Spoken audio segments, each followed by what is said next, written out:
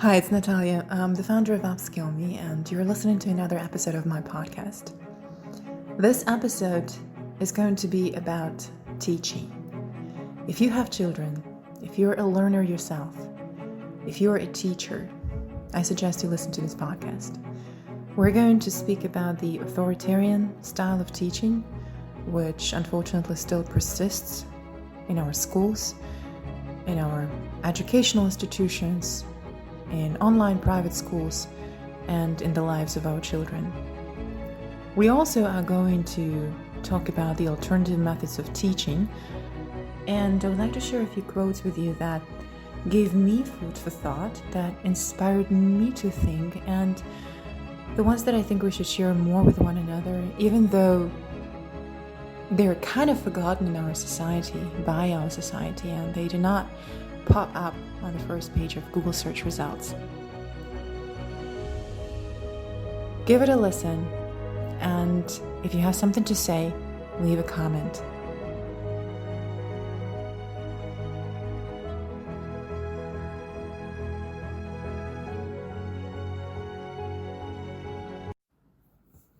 The archaic authoritarian method of teaching.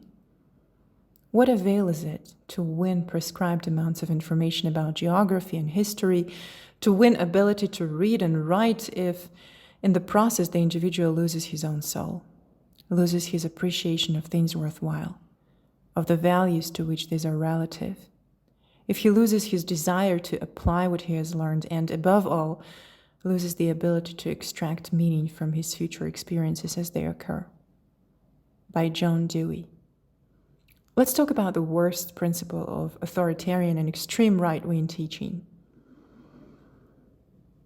This is a quote from the recollections of Michael Merzenich, I hope I'm pronouncing his last name correctly, who remembered a conversation between his mother and his mother's first cousin, who was a grade school teacher in Wisconsin. "What are your most important principles in teaching?" the mother asked, and was answered, "Well, you test them when they come into school, and you figure out whether they are worthwhile. And if they're worthwhile, you really pay attention to them, and you don't waste time on the ones that aren't." While very few teachers would be willing to admit to this out loud, I think many teachers subscribe to this secretly, and some, perhaps, subconsciously. Let's talk about the assumptions implicit in authoritarian teaching. In his book, Freedom to Learn, Carl R. Rogers had a lot to say about the authoritarian method of teaching.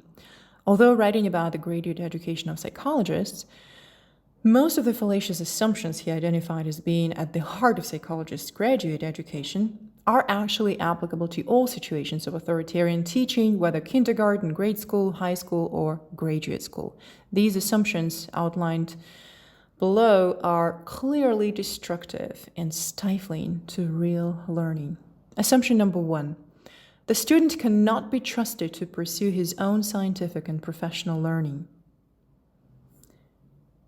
If students cannot be trusted to pursue their own learning, we are forced to decide for them what they should learn.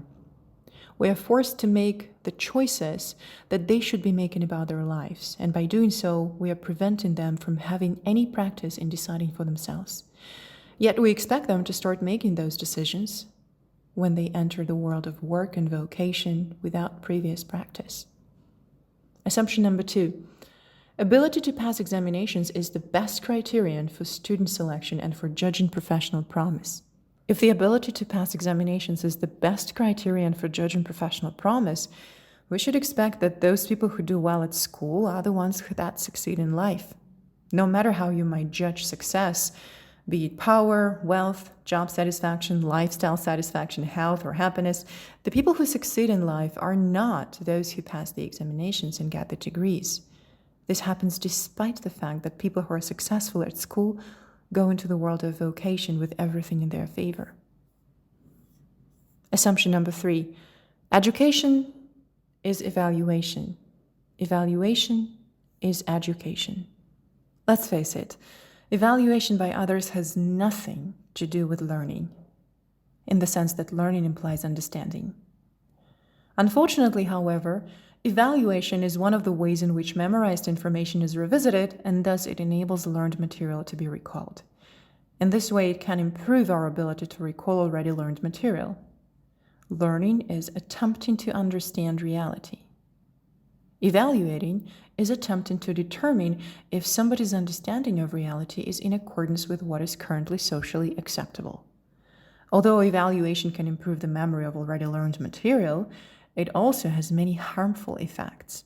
Large numbers of tests and exams have been shown to seriously discourage students, lower their self-esteem, and erode their self-belief. This has to be weighed against any advantage that accrue from improving the memory of already learned information.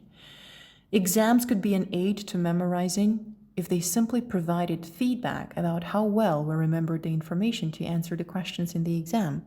The grading, which is the harmful element in tests, can easily be removed from most testing where it is completely unnecessary. Yet, exams are not getting less, but are rather getting more. How many exams do they want? Every year is not enough, nor every month. Now we have exams every week or every day. Maybe soon it will be every hour. How can students be interested in what they're doing while this sort of Damocles hangs suspended above their heads, ready to fall at any moment? The only important evaluation in learning is self-evaluation, and even that is not absolutely essential to learning. Assumption number 4. Presentation equals learning. What is presented in a lecture is what a student learns. Some people say that in order to enable people to learn, all we have to do is present in a lecture form the data to be learned. How did we arrive at this strange idea? This does not take into account the student's interest or how the data connects with the data already in the student's mind. This idea just does not make sense. If it was true, all that would be needed to learn anything would be to listen to it being read or to read it. But in fact, the fact is that if something does not make sense or is boring, our minds simply shut off and do not take in the data or discard it immediately.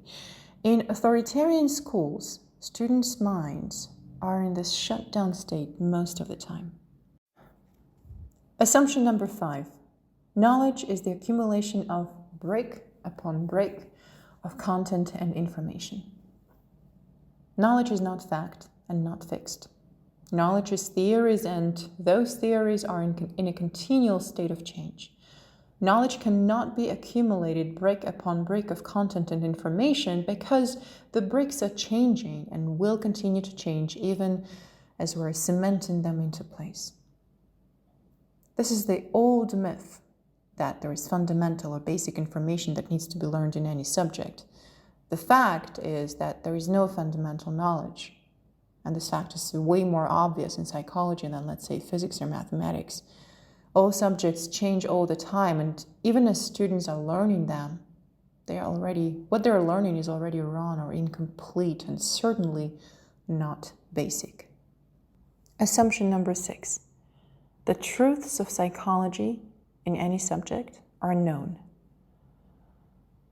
Those who subscribe to the authoritarian method of teaching hold, if not consciously, then unconsciously, that the truth is known about their subject.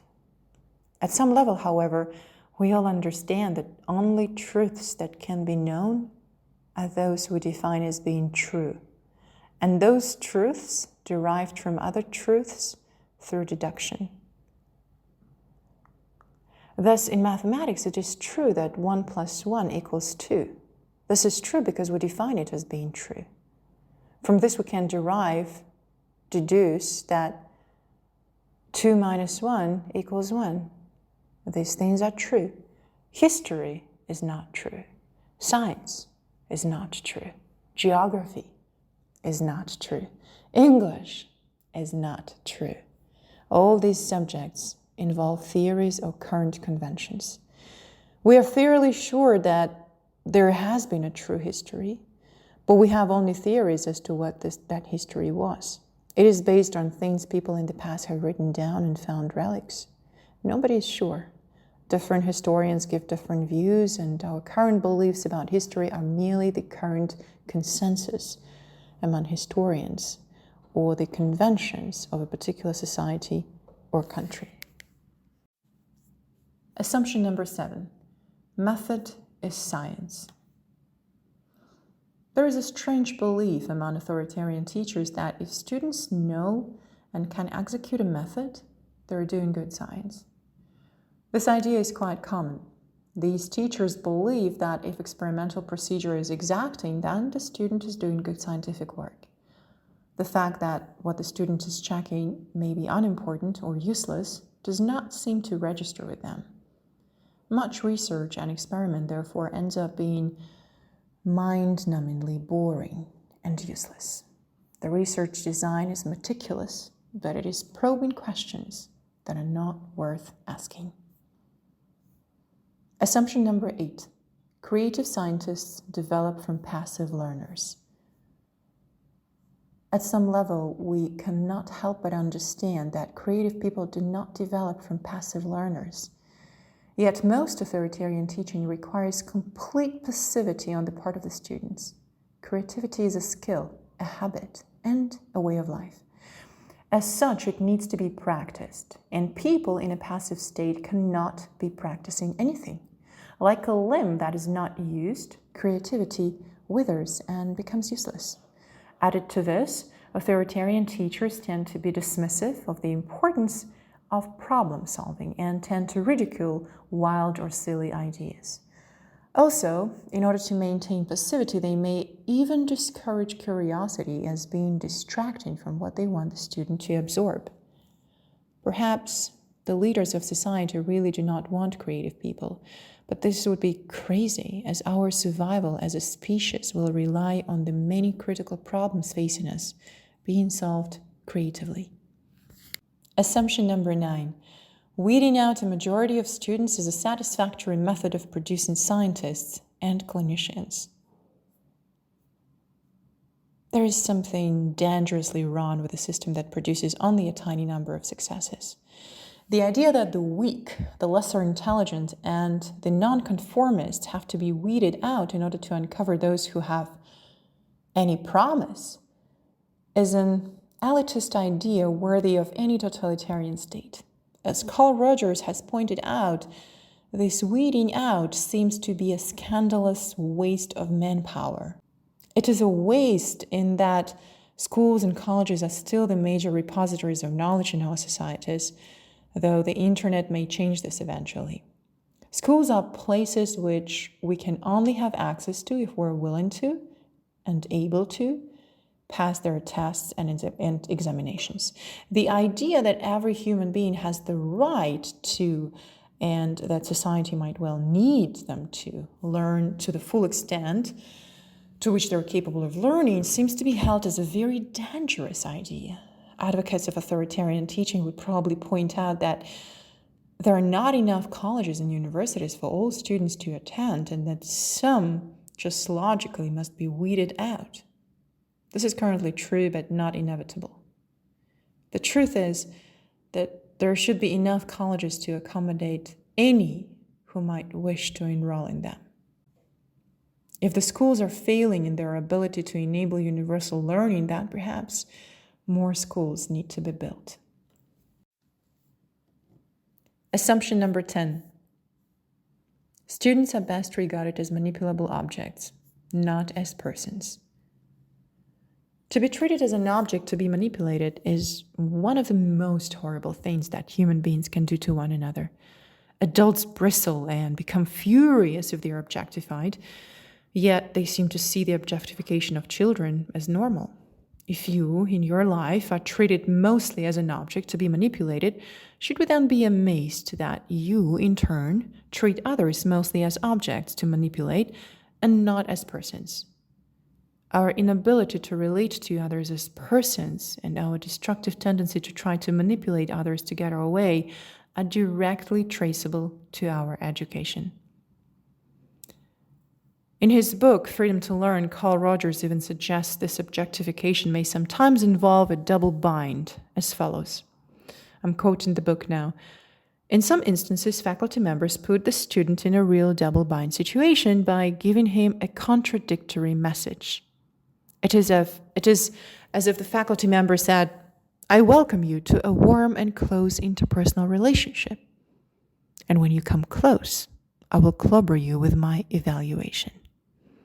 The analogy to the parents of schizophrenics is painfully clear. In his book, Freedom to Learn, Carl Rogers missed out one important assumption that is well embedded in authoritarian teaching. This assumption is that all students should go to colleges, and those who have failed to obtain a degree from a college have seriously failed in society and are its rejects. So not only do some learners have to be weeded out, but they're expected to feel like failures because of it, and that everyone else feels they're failures as well. In Learning for Tomorrow, Harold Shane and June Grant Shane had this to say about it. The belief that almost all youth should go to colleges as they are now constituted is one of the most indefensible and dangerous of the tactic assumptions made by teachers, parents, and their children. Beginning with children of elementary school age, we need to point out that there are numerous valuable, important, dignified ways in which everyone can serve humanity, and that most of them do not require a liberal arts degree. Until this point is put across with conviction, millions of children of 12 or younger will continue to feel that they are failures if they do not contemplate attending a college. Not only must we de-intensify the anachronistic campaign to persuade most children and youth to attend college, we must create, even for quite young children, learning atmospheres that are wholesome and hopeful, infused with the idea that each individual learner, and our entire species as well, have many desirable choices open to us, and that with rational planning, there will be a rewarding role for each child to fill. Think about this. Society not only tries to instill in us the absolute essentiality of going to a college, but it then turns around and does not provide us with enough colleges for us to go to. Central to the authoritarian method of teaching is trying to cram information in the form of separate facts in an unbroken stream, instead of allowing the minds of students to digest the information. This is passive learning at the extreme. Real learning requires that our brains interact with information, making as many connections or associations in order to produce meaning in the information. This is a situation where learners not only need to actively seek information, but also have breaks when the information can be assembled into something understandable as a whole. In his book, Brain Rules, John Medina painfully illustrates this idea with the following analogy of pâté de foie gras. This is what the book says. Our need for timed interruptions reminds me of a film called Mondo Cane, which holds the distinction of being the worst movie my parents reported ever seen. Their sole reason for hating this movie was one disturbing scene: farmers force-feeding geese to make pâté de foie gras. Using fairly vigorous strokes with a pole, farmers literally stuffed food down the throats of these poor animals. When a goose wanted to regurgitate, a brass ring was fastened around its throat, trapping the food inside the digestive tract. Jammed over and over again, such nutrient oversupply eventually created a stuffed liver, pleasing to chefs around the world.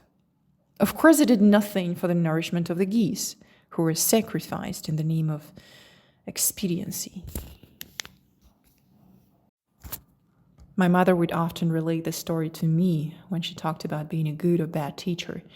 Most teachers overstuff their students, she would exclaim, like those farmers in that awful movie.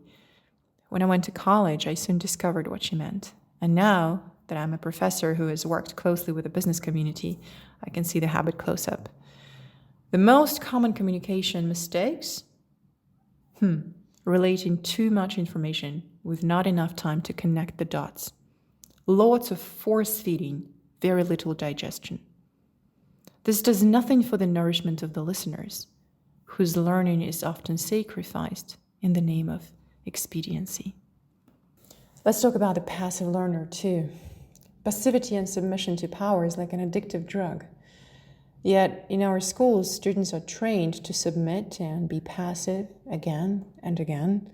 By submitting to external power, be it societal or interpersonal, people forego the right to be creative participants on their own terms. In his book, Man for Himself, Erich Fromm spells out this addiction as follows. This is a quote from the book. The paralyzing effect of power doesn't rely only upon the fear it arouses, but equally on an implicit promise, the promise that those in possession of power can protect and take care of the weak who submit to it, that they can free man from the burden of uncertainty and of responsibility for himself by guaranteeing order and assigning the individual a place in this order which makes him feel secure. Man's submission to this combination of threat and promise is his real fall. By submitting to power, which is domination, he loses his power, which is potency. He loses his power to make use of all those capacities which make him truly human. His reason ceases to operate. He may be intelligent, he may be capable of manipulating things and himself, but he accepts as truth that which those who have the power over him call the truth. He loses his power of love, for his emotions are tied in a symbiotic relationship to those upon whom he depends. He loses his moral sense, for his inability to question and criticize those in power stultifies his moral judgment with regard to anybody and anything. Indeed, freedom is the necessary condition of happiness as well as of virtue. Freedom, not in the sense of the ability to make arbitrary choices and not freedom from necessity, but freedom to realize that which one potentially is, to fulfill the true nature of man according to the laws of his existence. The most socially crippling dangers of authoritarianism in the classroom have been clearly stated by Bertrand Russell in his selected papers on Bertrand Russell as follows. Passive acceptance of the teacher's wisdom is easy to most boys and girls. It involves no effort of independent thought and seems rational because the teacher knows more than the pupils. Yet the habit of passive acceptance is a disastrous one in later life. It causes men to seek a leader and to accept as leader whoever is established in that position. It makes the power by which plain men are misled into accepting old systems which are harmful to themselves. Ralph Waldo Emerson once said the following: "Our chief want in life is someone who will make us do what we can." This is very true and seems truer every day. But it is a sad indictment of our society and the educational institutions that usher in it. For yes, we all want to do the things we can do and do them well. We all want to accomplish something, but why it is that we should need someone to make us do it? Why do people seem unable to initiate action in themselves? Why do we not do things to please ourselves and for our own gratification? Why? Because we have been made passive by our education. Passivity in school becomes passivity in life and vice versa. This passivity that we become accustomed to at school sets us up for a passive life. Such passive mediums as radio, TV, and movies seems to come along at just the right time. The experience of forced passivity in schools prepared the young people coming out of them to just sit there and take in whatever the medium dished out. Likewise, the kids brought up by radio and TV were much more accepting of an educational system that asked them to just sit there while bits of unconnected data were poured into their heads. The fact is, we really need a different word for the activity that will be talked about next, as the word teach or teaching has become so mired with destructive meaning and connotations. In his book, Freedom to Learn, Carl Rogers said it as well as anybody could. He said, I wish to begin with a statement which may seem surprising to some and perhaps offensive to others. It is simply this: teaching, in my estimation, is a vastly overrated function. Having made such a statement, I scurry to the dictionary to see if I really mean what I say. Teaching means to instruct. Personally, I'm not much interested in instructing another in what he should know or think. To impart knowledge or a skill. My reaction is, why not be more efficient using a book or programmed learning? To make to know. Here my hackles rise. I have no wish to make anyone know something. To show, guide, direct. As I see it, too many people have been shown, guided, directed. So I come to the conclusion that I do mean what I said. Teaching is for me a relatively unimportant and vastly overvalued activity. The enlightened facilitation method of teaching. The teacher must derive not only the capacity, but the desire to observe natural phenomena. In our system, she must become a passive, much more than an active influence, and her passivity shall be composed of anxious scientific curiosity and of absolute respect for the phenomenon which she wishes to observe. The teacher must understand and feel her position of observer. The activity must lie in the phenomenon. Maria Montessori. We must view young people not as empty bottles to be filled, but as candles to be lit. Robert Schaffer. When teaching, light a fire. Don't fill a bucket. Dance no.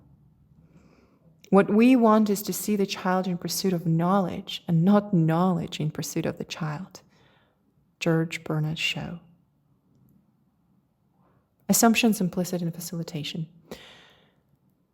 In his book Freedom to Learn, Carl Rogers also outlined some assumptions behind facilitation. Below is an extended and amended list of the assumptions which promote real or significant learning and the growth of better or superior people. Assumption number 1. Human beings have a natural need for learning. They are curious about their world until and unless this curiosity is blunted by the educational system. In his book Freedom to Learn, Carl Rogers said, this potentiality and desire for learning, for discovery, for enlargement of knowledge and experience can be released under suitable conditions. It is a tendency which can be trusted, and the whole approach to education which we have been describing builds upon and around the student's natural desire to learn. Assumption number 2. Evaluation and judgment is almost always perceived as a threat. As learning already involves fear and distress due to the giving up of previous learnings, of changing one's view of the world and restructuring one's model of reality, added threats such as evaluation can easily tip the scales, making learning so frightening that the natural need to learn is overcome and crushed. Facilitation releases students from the fear of humiliation or evaluation by others by being based on student self-evaluation. Criticism of ideas by others can still be accomplished under facilitation if approached in a non-threatening and constructive manner. Assumption number 3.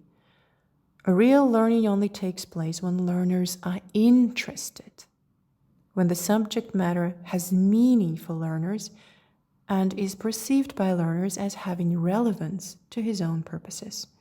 It is interest, meaning, and relevance that decide if learning shall take place at all. But it can also be shown that the degree to which interest, meaning, and relevance are evident increases the depth and breadth of learning, its retention, its accuracy, and the speed at which it is learned. Assumption number 4. True facilitation of learning without pressure or threat promotes and escalates both the desire for knowledge and the habit of lifelong learning. It does this by reaffirming that learning is a joyous and sometimes ecstatic experience. All children know this when they're young, but so many have this understanding erased under pressure from parents, and especially through unpleasant associations with learning, such as fear and humiliation gained at schools. Part of facilitation is to restore this joy in learning to the learners. Assumption number 5. In his book, Freedom to Learn, Carl Rogers said, learning which involves change and self-organization in the perception of oneself is threatening and tends to be resisted. The type of person that we are depends on our beliefs and values and our understanding of how we fit into the world of our model of reality. This core of our map of reality not only tries to maintain itself, but will react violently if we feel threatened in this area. Teachers often feel threatened in this way when students do not conform to their standards and values. Teachers should, of course, not react this way, but rather find ways to coexist with students who hold different values. Assumption number 6. In his book, Freedom to Learn, Carl Rogers said that there are learnings which are threatening to the self, and they're more easily perceived and assimilated when external threats are at a minimum. The boy who is retarded in reading already feels threatened and inadequate because of his deficiency. When he's forced to attempt to read aloud in front of the group, when he is ridiculed for his efforts, when his grades are a vivid reflection of his failure, it is no surprise that he may go through several years of school with no perceptible increase in reading ability. On the other hand, a supportive, understanding environment and a lack of grades or an encouragement of self-evaluation remove the external threats and permit him to make progress because he is no longer paralyzed by fear. Assumption number 7. In the same book, Freedom to Learn, Carl Rogers said, when threat to the self is low, experience can be perceived in differentiated fashion and learning can proceed. In a sense, this only is an extension of or an explanation of the preceding principle. The poor reader is a good illustration of what is involved in this principle.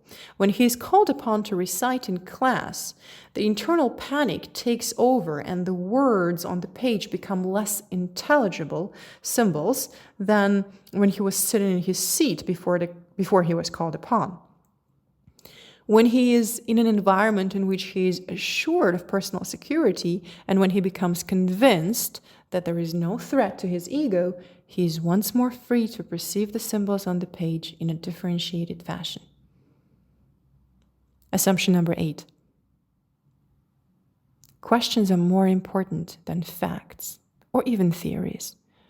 Only in this way can we avoid the dangerous pitfall of thinking we have the final answer or the truth.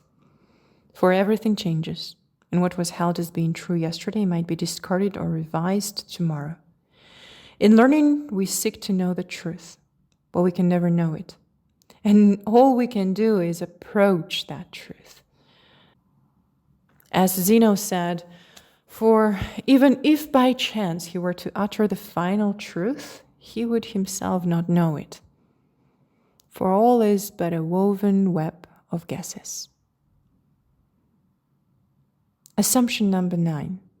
Carl Rogers also said in his book, Freedom to Learn, that much significant learning is acquired through doing.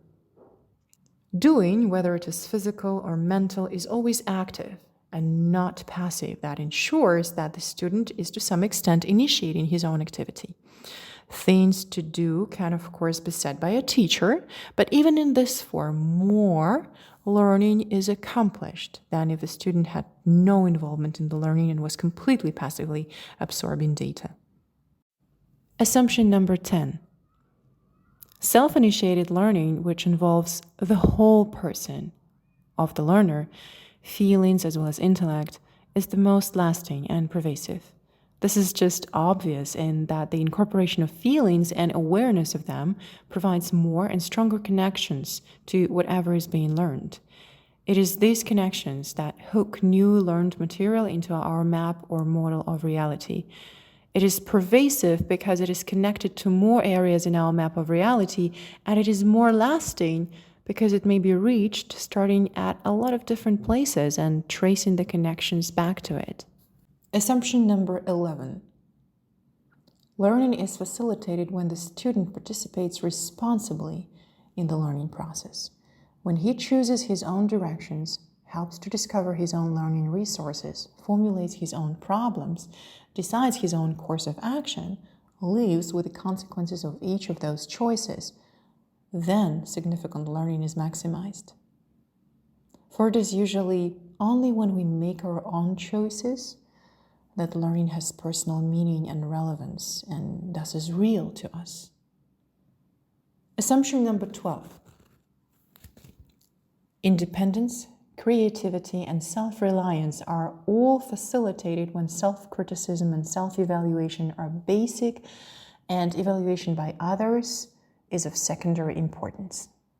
In other words, we cannot become independent, self-reliant, or creative without practicing those things. And we cannot practice those things without becoming our own judge of our own skills and accomplishments. Assumption number 13.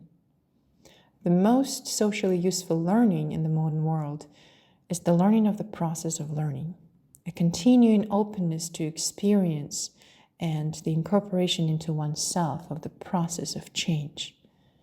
Facilitation encourages non-closure and the continuing of being open to new ideas and change.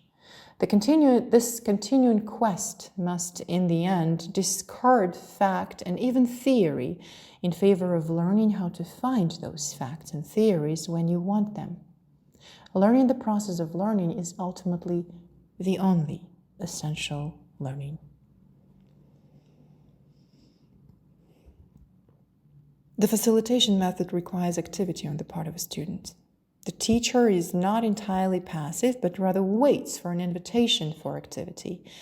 It embodies the analogy of the student as a sponge to soak up knowledge and the teacher as facilitator to help locate where various jugs of knowledge may be found. About memorizing. Memory of what the teacher wants the student to learn is not and cannot be the ultimate goal of learning. This is so for two very important reasons. Firstly, the teacher, the school, the educational institution should have no right to decide what the learner should learn.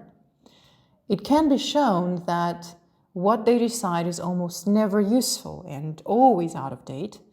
Secondly, what we're taught to memorize are facts and theories, and this does not give us the exercise our minds need in solving problems, investigating, and inventing. It is all about passively absorbing and not about actively learning. Activity is interesting, contagious, and enjoyable, but not usually addictive. It allows learners to be independent, autonomous, and self-directing. It encourages thought, criticism, and speculation. It allows learners to become what they can become. These ideas imply that learning can only be accomplished through learner interest and through connecting ideas with reality and thus with their use. The importance of learner interest and meaningfulness is supported by recent findings from the world of neuroscience. Alternatively, the thinking that learning can be accomplished through coercion seems irrational, despite it being so far much the preferred method. Many people have much to say about this, not the least of whom is John Amos Comenius, a 17th century Czech religious leader who had great understanding of teaching and learning in this early period. His criticism and suggestions are as relevant today as they were in his own time. He said, "Let the main object of this our didactic be as follows: to seek and to find a method of instruction by which teachers may teach less, but learners learn more, by which schools may be the scene of less noise aversion and useless labor, but more leisure, enjoyment, and solid progress."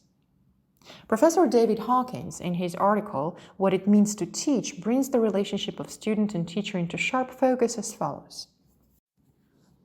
I should like to begin by observing that the teacher-learner relationship is at least as old as our human species, and that its formal institutional framework, though much more recent in origin, is only a stylized and often stilted version of something which goes on all the time among us, especially between the older and the younger.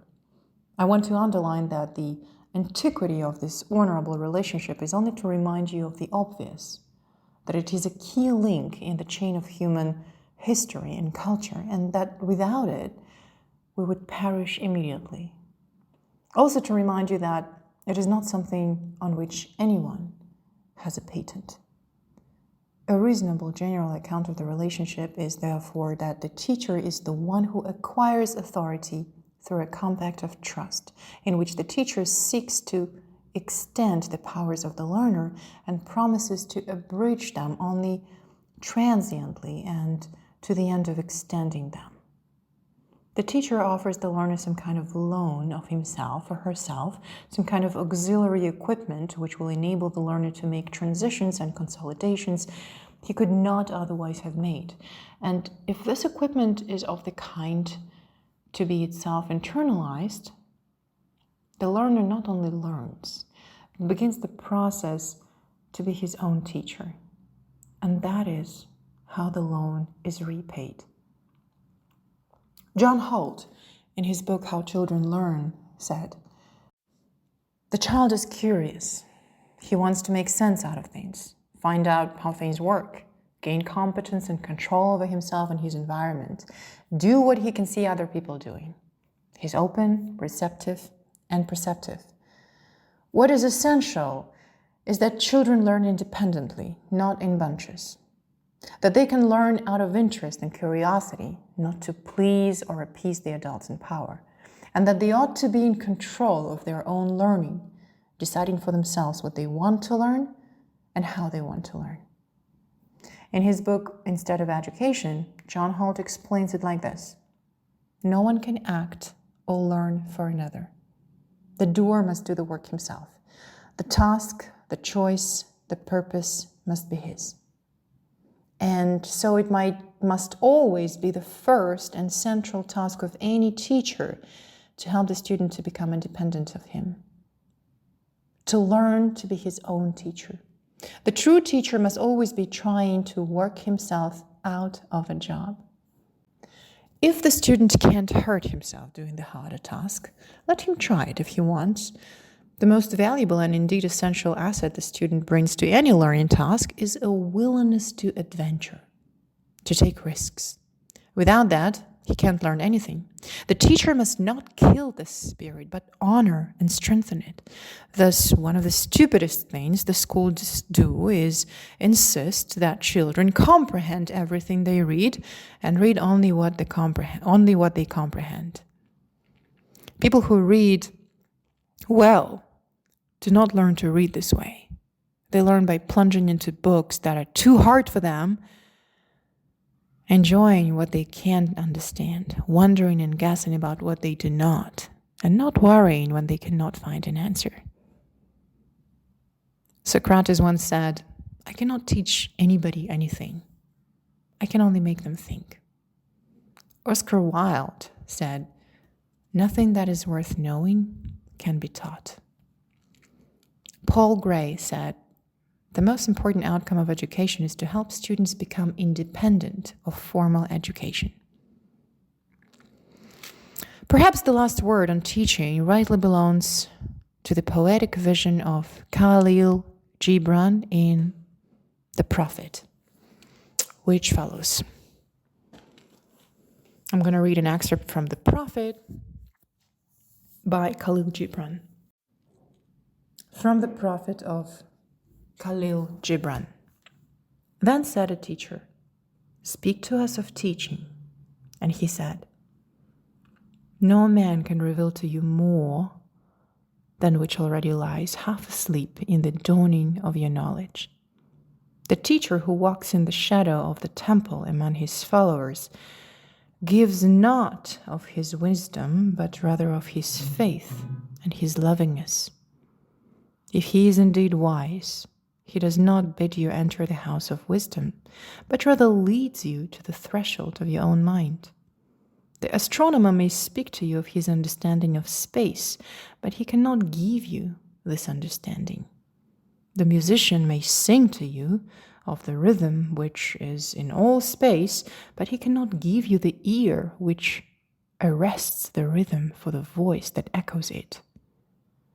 And he who is versed in the science of numbers can tell you of the regions of weight and measure, but he cannot conduct you thither.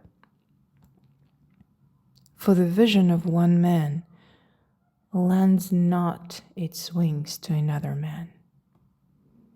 And even as each one of you stands alone in God's knowledge, so must each one of you be alone in his knowledge of God and his understanding of the earth.